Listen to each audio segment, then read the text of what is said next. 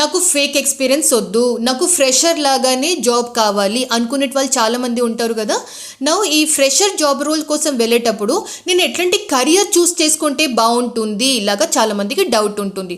Please remember guys, మార్కెట్లో చాలామంది data science చేయండి మీకు ఫ్రెషర్ లాగా జాబ్ వస్తుంది అని చెప్తారు. ప్లీజ్ రిమెంబర్, డేటా సైన్స్ లాగా మీకు ఫ్రెషర్ లాగా జాబ్ రావాలి అంటే అది మైట్ బి క్యాంపస్ ప్లేస్మెంట్ నుంచి వెళ్తున్న స్టూడెంట్స్కి కుదురుతుంది కావచ్చు, కానీ కరియర్ గ్యాప్ ఉన్న క్యాండిడేట్స్కి వర్కౌట్ కాదు.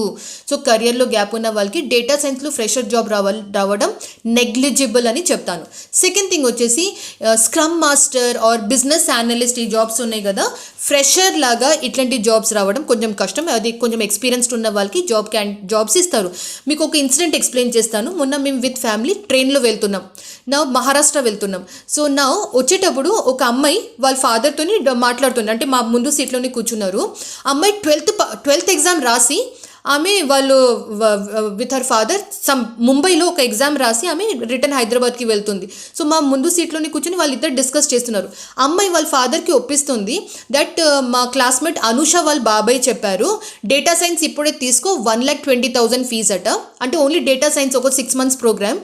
ఆ డేటా సైన్స్ ప్రోగ్రామ్ చేస్తే డిగ్రీ చేశాక అంటే 3 years తర్వాత మంచి శాలరీలో జాబ్ వస్తుంది అని. ప్లీజ్ రిమెంబర్, ఇంటర్మీడియట్ చిన్నపిల్లలు వాళ్ళు డేటా సైన్స్ ఇప్పుడే నేర్చుకొని 3 years వెయిట్ చేసి, అంటే 3 years వరకు ఏం చేయకుండా జాబ్ చేయకుండా దాని తర్వాత వాళ్ళు జాబ్లో వెళ్ళేటప్పుడు ఈ డేటా సైన్స్ నేర్చుకున్నట్టు అన్నీ మర్చిపోతారు. సో కొందరు ఇన్స్టిట్యూట్స్ వాళ్ళు లేకపోతే డేటా సైన్స్ ఇట్లా సింగిల్ పర్సన్ నేర్పిస్తూనే ఉంటారు కదా, వాళ్ళు ఏం చేస్తారు అంటే చిన్న పిల్లలకి కూడా వాళ్ళు ఇన్ఫ్లుయెన్స్ చేస్తున్నారు.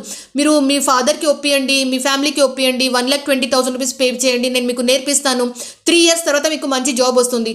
3 years తర్వాత వాళ్ళు ఫోనే లిఫ్ట్ చేయరు, మాకు జాబ్ వస్తలేదు అంటే వాళ్ళు ఫోనే లిఫ్ట్ చేయరు. అట్లాంటి టైంలో ఎంత ప్రాబ్లం అవుతుంది కదా. ఇంకా 1,20,000 rupees is a good amount, పెద్ద అమౌంట్. సో అంత డబ్బు కూడా చాలామంది అట్లా స్కామ్ చేసి మాయమాటలు చెప్పి తీసుకుంటున్నారు, ఇన్ఫ్లుయెన్స్ చేస్తున్నారు. మీరు అట్లాంటి మాయమాటల్లో పడద్దు.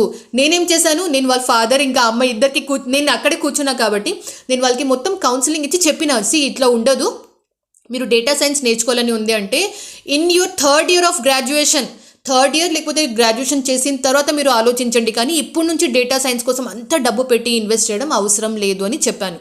సో ఈ ఇన్సిడెంట్ గురించి మీరు ఏం ఆలోచిస్తున్నారో నాకు కమెంట్ చేసి చెప్పండి.